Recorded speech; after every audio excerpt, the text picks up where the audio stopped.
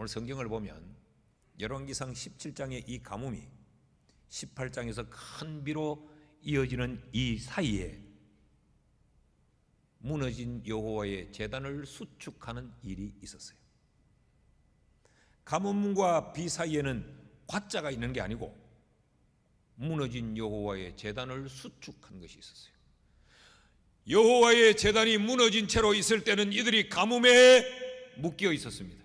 그런데 이 여호와의 제단이 다시 재건이 되자 이들에게 가뭄이 해결되고 큰 비가 쏟아졌던 것이지요.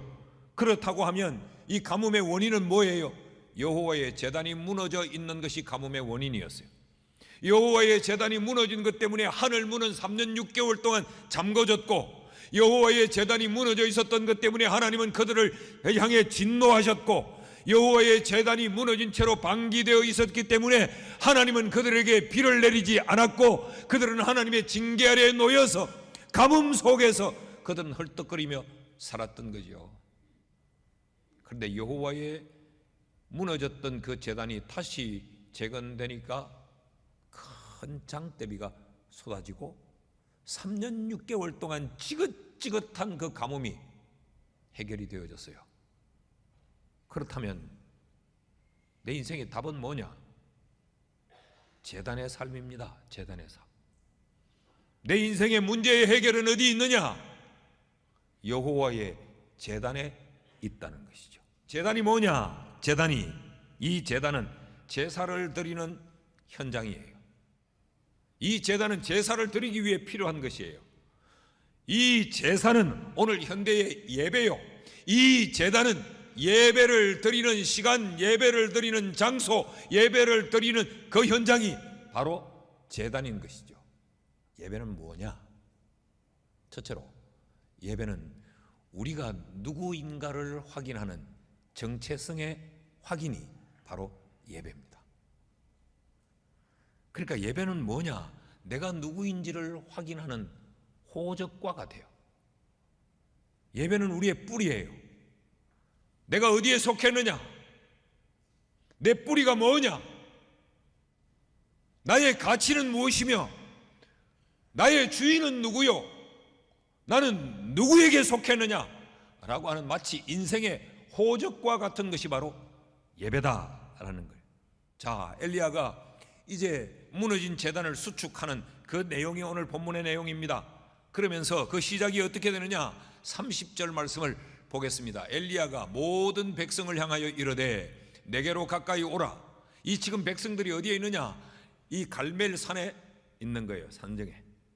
그때 엘리야가 무너진 제단을 수축하기 시작하면서 모든 백성을 향하여 이르되 내게로 가까이 오라. 백성이 다 그에게 가까이 가매 그가 무너진 여호와의 제단을 수축하였더라. 수축한다는 말은 재건한다는 말이죠. 왜 무너진 여호와의 제단을 재건하는데 엘리야는 백성들을 가까이 오라고 말했는가? 무너진 제단을 보라는 것입니다.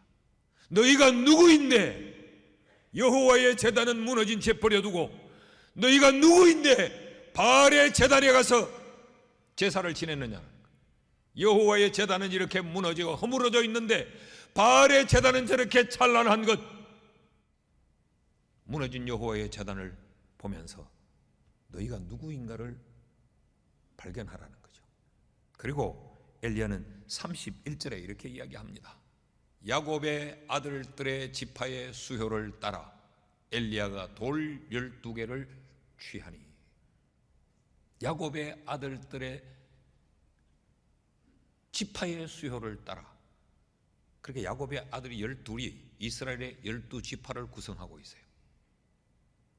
그러니까 돌 12개를 취했다는 말은 그들로 하여금 그들이 누군지를 생각나게 만들었던 거죠. 그러면서 이어지는 말씀이 31절 말씀을 다시 띄워주시면 이 야곱이 누구냐? 야곱은 옛적에 여호와의 말씀이 임하여 이르시기를 네 이름을 이스라엘이라 하리라 하신 자들아. 기억나십니까? 야복강변에서 야곱이 천사와 씨름할 때 하나님께서 그의 이름을 바꾸어 주셨죠. 네 이름을 이제 야곱, 강도, 불한당, 도둑놈, 악당, 저질 그렇게 부르지 않고 이스라엘, 하나님의 자녀로 부르리라. 그러니까 지금 이스라엘 백성들에게 야곱의 메시지는 뭡니까? 너희는 바알의 자손들이 아니라는 거예요. 너희들의 이름은 이스라엘, 하나님의 자녀라는 거죠. 이들은 돌 12개가 뭘 의미하는지 잘 알았어요. 그리고 32절에 보면 그가 여호와의 이름을 의지하여 그 돌로 제단을 쌓고, 그 돌이 제단이 되는 겁니다. 그 12개의 돌덩어리를 가지고 제단을 재건합니다. 이스라엘 백성들은 어떤 존재이냐? 하나님께 제사하는 제단이 되어야 될 존재요. 이스라엘 백성들의 신분은 뭐냐? 하나님을 예배하면서 살아야 될 사람이라는 것입니다.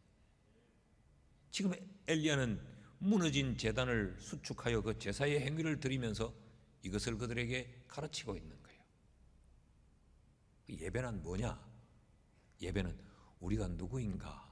세상에서 정신없이 세상의 마음 빼앗기고 눈 빼앗기며 살던 우리에게 예배는 뭐냐? 내가 하나님의 자식이지, 내가 하나님의 사람이지, 내가 하나님의 선택을 입은 사람이지, 내가 이스라엘이지, 내가 바알을 따라가는 자가 아니지, 나는 여호와의 제단 앞에 엎드릴 자이지, 내 몸이 여호와의 제단, 내 삶이 여호와를 제사하는 삶이어야 하지 라고 하는 것을 확인하는 것, 그것이 바로 제사요, 그것이 예배입니다.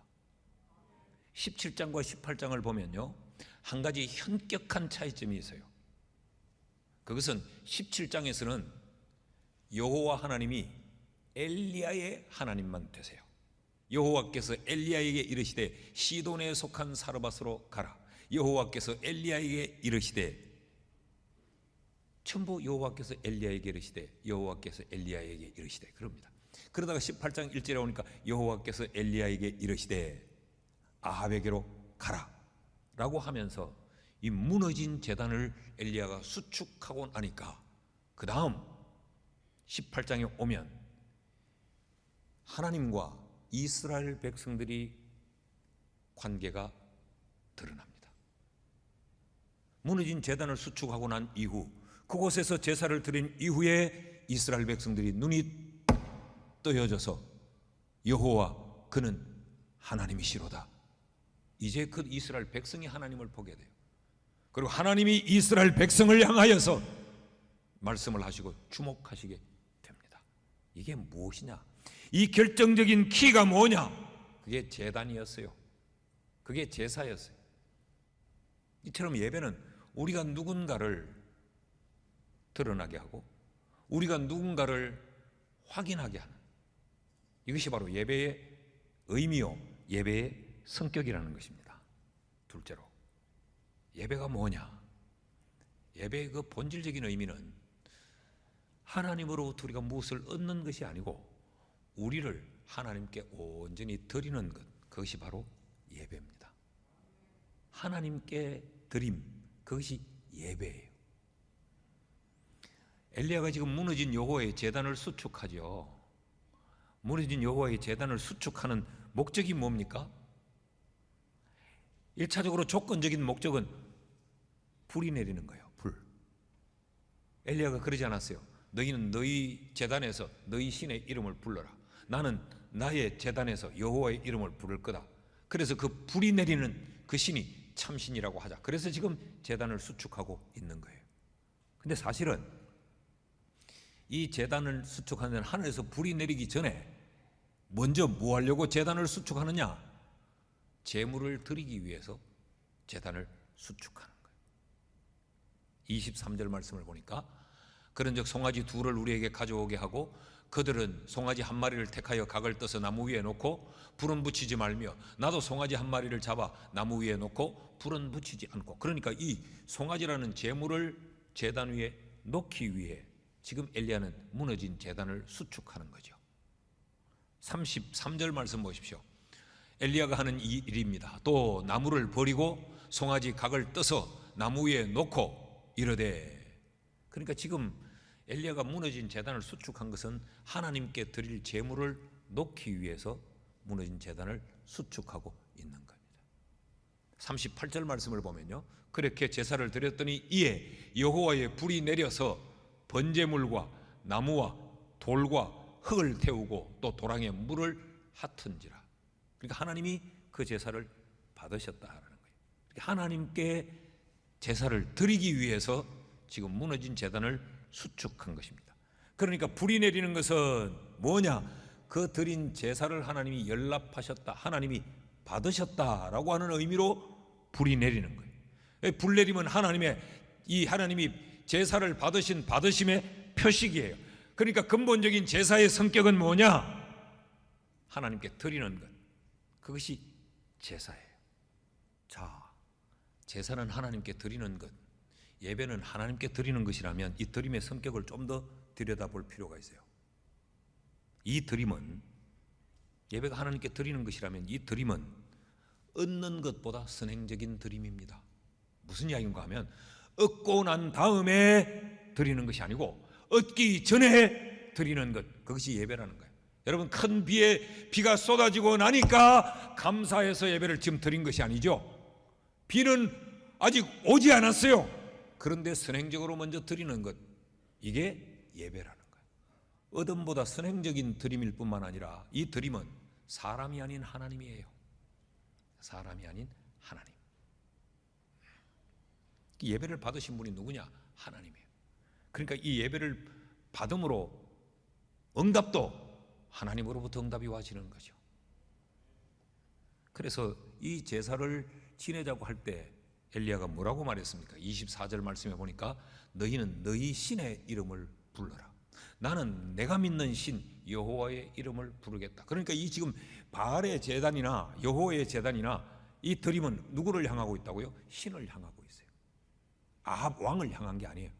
이스라엘 백성들을 향한 것이 아니란 말이죠. 여러분, 우리가 예배할 때 이 예배의 분위기와 이 예배의 감정과 이 예배의 순서와 이 예배의 모든 것을 내게 자꾸 맞추려고 하지 마십시오. 여러분 자신에게 맞추려고 하지 마십시오. 이게 못마땅해, 이게 내 마음에 안 들어, 이게 불편해, 이게 눈에 거슬려, 그게 아니라 하나님께로 맞춰주는 거예요. 이 예배가 하나님께 드리는 것이라 38절에 보면 이에 여호와의 불이 내려서 번제물을 태웠다. 그러니까 이 받으시는 분이 하나님이요. 우리가 이 사실을 꼭 기억해야 돼요.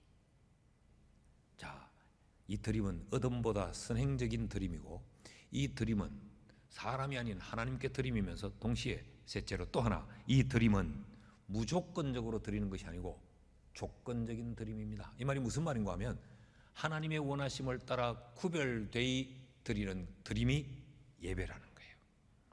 바알의 제사와 이 엘리야의 이 여호와를 향한 제사를 비교해 보면 26절 말씀을 보면요, 그들이 받은 송아지를 가져다 잡고 아침부터 낮까지 바알의 이름을 부르되 바알이여 우리에게 응답하소서 하나 아무 소리도 없었더라 그랬어요.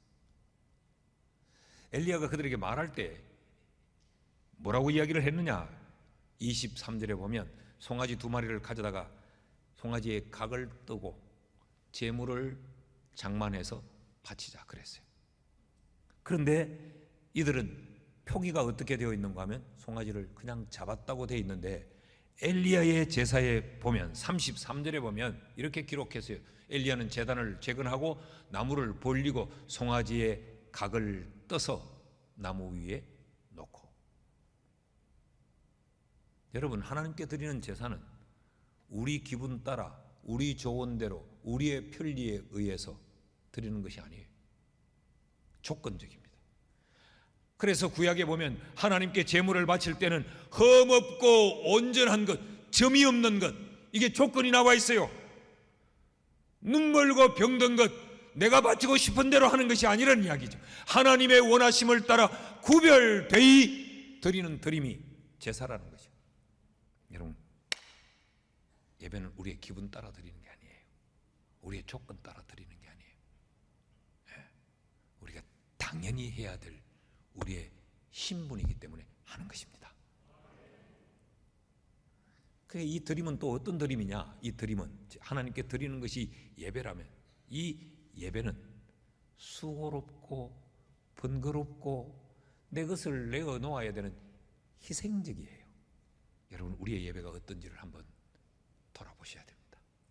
우리의 예배에 수고가 있는지, 우리의 예배에 희생이 있는지, 우리의 예배에 나를 온전히 드리는 이 헌신이 있는지, 이것을 살피는 지혜로움이 우리에게 있기를 축복합니다. 셋째로, 예배가 뭐냐? 예배는 우리가 하나님께 드리면서 동시에 그 예배는 하나님의 현현하심, 하나님이 나타나시는 것이 예배예요. 그러니까 예배는 반드시 하나님의 나타남이 있어야 됩니다. 지금 이 엘리야의 이 제사에 하나님의 나타남은 무엇으로 나타났습니까? 불이 내리는 것으로, 하늘로부터 불이 내리는 것으로 여호와께서 나타난 거죠. 자, 지금 갈멜산에서 제사를 드리는 그 목적이 뭐예요? 24절 말씀을 다시 보면, 너희는 너희 신의 이름을 부르라. 나는 내가 믿는 여호와의 이름을 부를 것이다. 왜 이러고 지금 이 제사 행위를 하느냐? 이에 불로 응답하시는 그가 하나님이시라. 그러니까 하나님의 나타남을 위해 지금 제사를 지내고 있는 거죠. 그 나타남의 수단이 불이 내리는 것이었어요. 그런데 바알의 제단은 어땠습니까? 29절 말씀을 보면, 이같이 하여 정오가 지났고 그들이 미친 듯이 떠들어 저녁 소제 드릴 때까지 이르렀으나, 그러니까 이 바알의 제단에 이 제사는 온 종일을 드렸어요. 그러면서 미친 듯이 떠들었다는 이 말은 대단했습니다. 스케일이 어마어마하고 웅장하고 분주 복잡하고 장황했어요. 근데 결론은 어떻게 났느냐? 저녁 소제 드릴 때까지 이르렀으나 아무 소리도 없고 응답하는 자나 돌아보는 자가 없더라. 이건 예배가 아닙니다. 인간들의 한판 푸닥거리였지. 이건 사람들의 신명나는 신놀이였지. 이건 성경이 말하는 참된 예배가 아니에요. 여러분, 예배의 열정도 중요합니다. 예배에 갖춰진 세련됨도 중요합니다. 예배의 여러 환경과 조건도 중요합니다. 그러나 가장 중요한 것은 그 예배에 하나님의 나타나심이 있느냐, 그 예배를 통해 나타나시는 하나님과의 만남이 있느냐, 그런 이야기예요. 예배의 생명은 하나님의 나타남, 하나님의 현현하심입니다. 그게 예배예요. 그러므로 예배는 드라마가 아닙니다. 그러므로 여러분, 예배는 연극이 아니에요. 예배는 하나님을 만나는 것이 예배입니다. 그러므로 예배는 세 가지의 현상이 드러나야 돼요. 그 첫째는 위로부터 내려오는 것이 있어야 됩니다. 그것이 지금 엘리야의 이 제사에 뭐죠? 불이 내린 거죠. 불. 38절에 보니까 이에 여호와의 불이 내려서, 여호와의 불이 위로부터 내려오는 것이.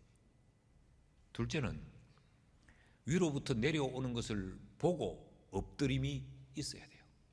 39절에 보니까 모든 백성이 보고 엎드려 말하되, 그 제사의 현장에서 위로부터 불이 내는 것을 그들이 보았어요. 그리고 엎드렸다. 이런 현상이 있어야 되고, 셋째는 그 내려오는 것에 대한 반응적인 고백이 있어야 돼요. 자, 위로부터 불이 내리는 것을 이들이 보고 엎드렸어요. 그리고 뭐라고 이야기합니까? 39절을 다시 보니까 모든 백성이 보고 엎드려 말하되 여호와 그는 하나님이시로다. 여호와 그는 하나님이시로다. 하늘에서 불이 내려왔어요.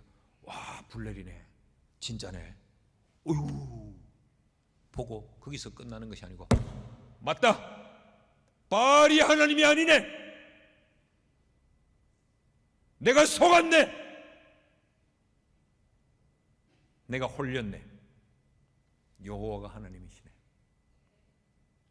내가 하나님께 제단을 쌓아야지, 내가 하나님께로 돌아가야지 라고 하는 이 반응적인 고백이 현상적으로 있어야 돼요.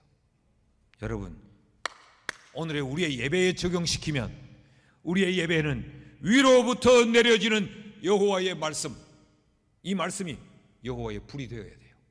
그래서 이 말씀이 우리에게 들려져야 돼요. 불이 내린 것이 보여지는 것처럼 이 말씀이 우리의 귀에 들려져야 돼요.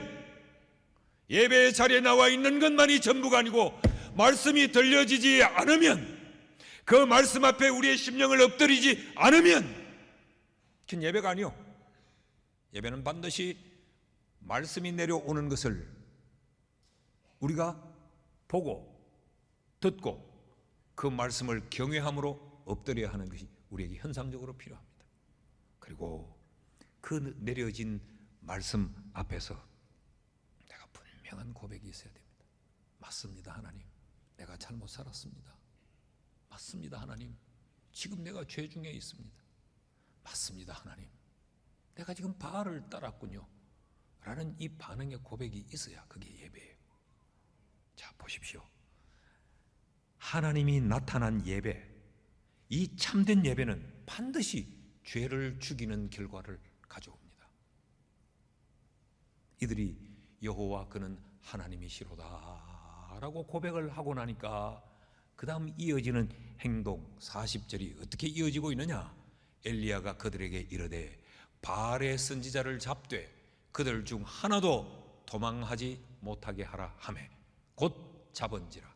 엘리야가 그들을 기손 시내로 데려다가 거기서 죽이니라.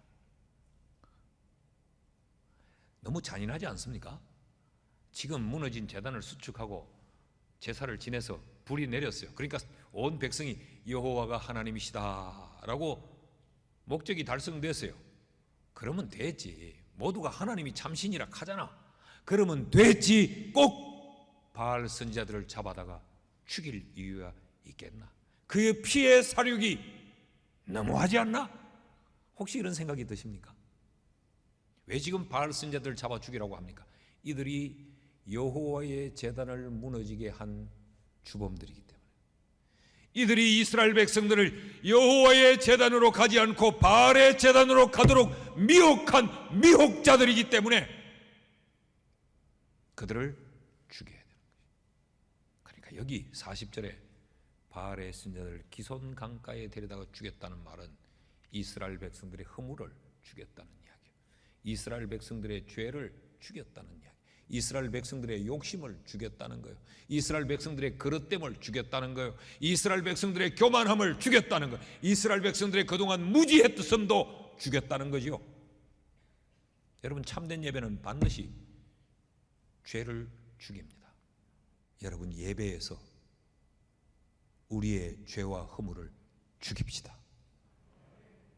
여러분, 반드시 기억해야 될 것은 여호와의 제단이 무너져 있으면 가뭄은 해결되지 않습니다. 여호와의 제단이 반드시 수축 재건되어져야 가뭄이 비로 바뀐다는 것 믿기를 바랍니다. 여러분, 이 제단이, 예배가 살아야 죄가 결박을 당하고 죄가 죽어요. 예배가 살아나지 않으면 절대로 죄가 죽지 않습니다. 여러분의 결심으로 손가락을 깨물어 혈서를 쓴다고, 어떤 계획표를 멋지게 짠다고 천만에요. 그렇게 하면 죽은 것처럼 보이지. 그렇게 하면 내가 죽인 줄 착각하지. 죄가 죽지 않습니다. 예배가 살아야 죄가 죽습니다. 우리 속에 음란의 영이, 거짓의 영이 죽어나가고 우리가 온전히 새 사람이 되려면 예배를 살려야 해결이 돼요. 여러분, 죄가 죽임을 당해야 기도가 이어져요. 이 40절에서 바알의 선지자들을 쳐 죽이고 나니까 41절에 엘리야가 뭐라고 말합니까? 왕이여, 큰 비소리가 있나이다. 그리고 엘리야가 기도를 시작해요. 여러분, 죄가 죽어나가지 않으면 빗소리가 안 들립니다. 죄가 죽어나가지 않으면 기도가 안 됩니다. 기도의 행위는 할 수 있겠죠. 기도의 아름다운 언어들은 나열할 수 있겠죠. 그러나 하나님이 들으시는 기도는 불가합니다. 죄가 죽어나가지 않으면.